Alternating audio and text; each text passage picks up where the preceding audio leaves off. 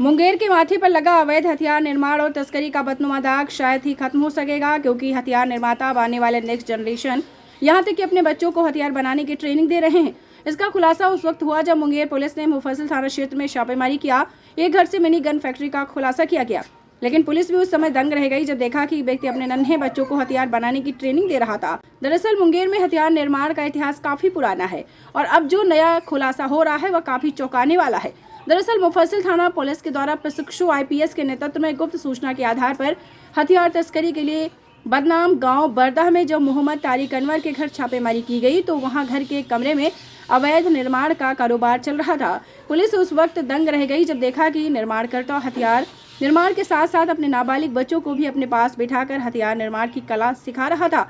Police ने वहां हथियार निर्माण में जुटे एक कारीगर तथा तस्कर को गिरफ्तार करते हुए हथियार निर्माण में प्रयुक्त होने वाला कई उपकरण भी बरामद किया है। इस मामले में प्रशिक्षु आईपीएस शैलेंद्र सिंह ने बताया है कि मुंगेर के अवैध हथियार निर्माता अब इस लाइन में नए पौध प्रशिक्षण दे रहे हैं। वह नन्हे बालकों को यहाँ अब हथियार निर्माता ट्रेनिंग दे रहे हैं। या यूँ कहें कि अवैध हथियार निर्माता अब नेक्स्ट जनरेशन के हथियार निर्माताओं को दक्ष करने में जुटे हुए हैं।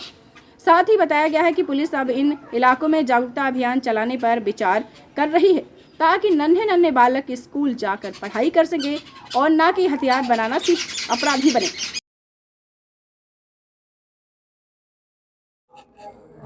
कई दिनों से ये एसपी सर को और ये थाना में भी ये सूचना आ रही थी कि ये बरदा गांव में एक घर में ये मिनी गन फैक्ट्री संचालित हो रही है। तो ये इस क्रम में ये हम लोग ने कई दिनों से अपने ये गुप्त सूत्र ये लगाए हुए थे। तो इसमें हमें फिर ये मालूम हुआ कि ये बरदा में जो ये तारिक अनवर का एक घर है,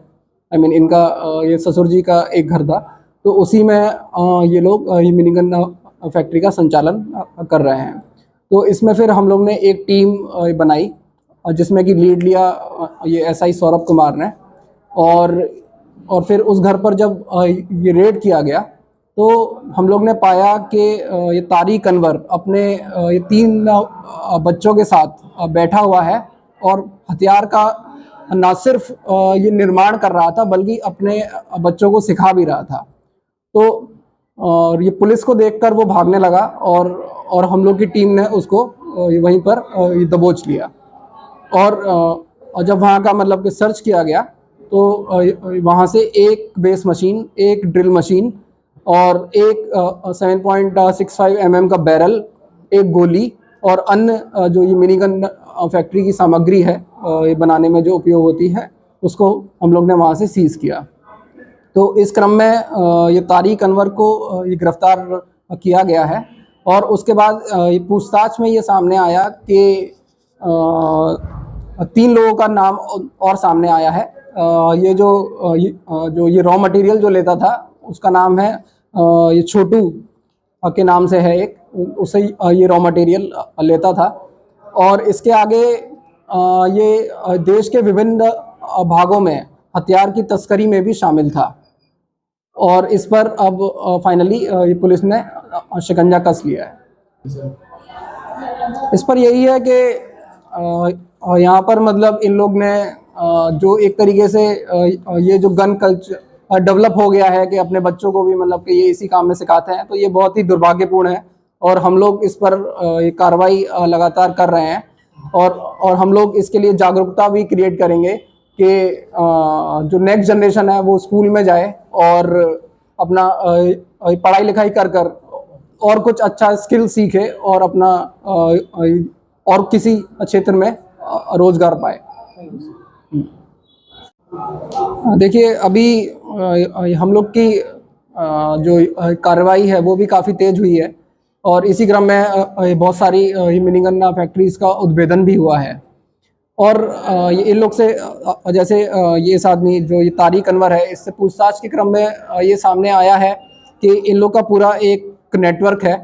और उस नेटवर्क में कुछ मतलब के मेन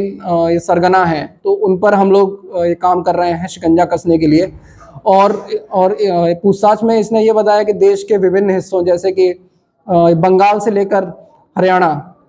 ये लोग आर्म्स का सप्लाई करते हैं और इन लोग का पूरा एक नेटवर्क है। तो उस नेटवर्क को तोड़ने के लिए एसटीएफ की टीम और हमारे थाना की टीम और इवन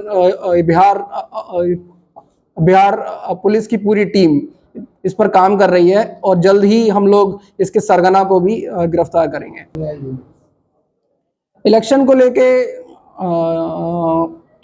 इनिशियली तो हम लोग को यही सूचना मतलब कि लगातार मिल रही है कि ये अवैध हथियारों का जो ये तस्करी है वो हो रही है और उस पर हम लोग की लगातार कार्रवाई हो रही है।